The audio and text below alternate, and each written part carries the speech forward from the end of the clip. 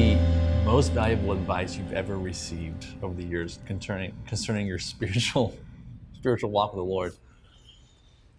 Most valuable of all time. Everybody looks for the silver bullet. Right. Yeah, it's like the most valuable thing. Yeah. You know, Bill Hybels, Church Willow Creek, did a $1 million study. They invested $1 million in studying. They studied all these different things about what really helps a Christian grow. Yeah. And they looked at small groups, and they looked at all these different aspects, you know, missions. Here's what they found out. Read your Bible and pray. And so I think that you can't really boil it down to your most valuable advice. I looked at people whose lives I thought were godly, people who had good fruit in their lives, and I listened to them, and you know, I read my Bible, I prayed. I think if I'm going to tell anybody to do anything, it's read your Bible and pray. Now, we can talk about meditation, Right.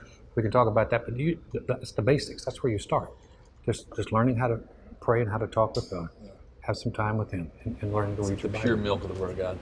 It's just if you don't have that, then it's Yeah, really hard. It's hard to build it up. I think sometimes everyone's looking for that super profound, you know, this really changed my life, but just reading your Bible and pray. I found personally, two of the most profound things I've ever gotten haven't been big but small in those times of reading my Bible, even just alone or singing a sermon. All of a sudden, you know, the pastor will say something that just It clicks. or I'm reading my Bible, all of a sudden, like, Holy Spirit speaks to me something, or I see something in the Bible I've never seen before, and it's like, whoa. Like, and it's not this massive moment that's like, you know, the light doesn't part. And It doesn't do that for you? that does, Every time. Every time it does that. Every time.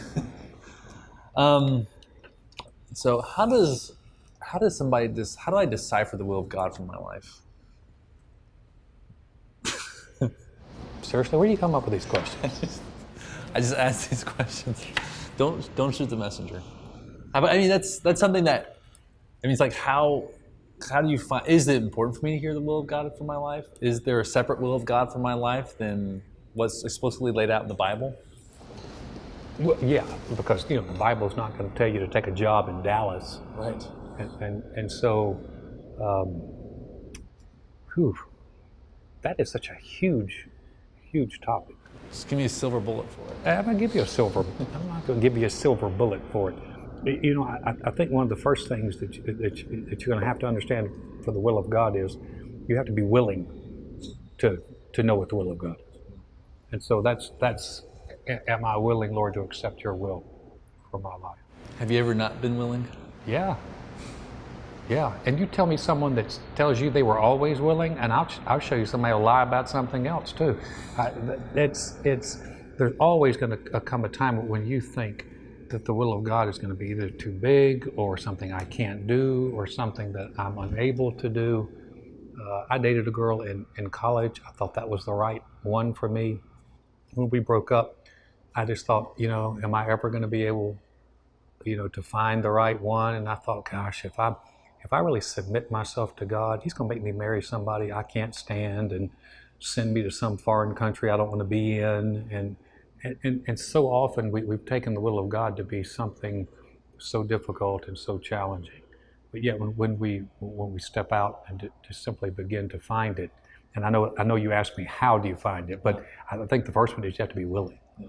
You have to be willing to say, Lord, you know, that's how your mother broke up with a guy in college. Yeah. She said, Lord, is this your will? If it's not your will, I want your will. And so, you know, she was on a path, I was on a path, and we were able to intersect. I left that relationship back in North Carolina and believed that there was something more in front of me.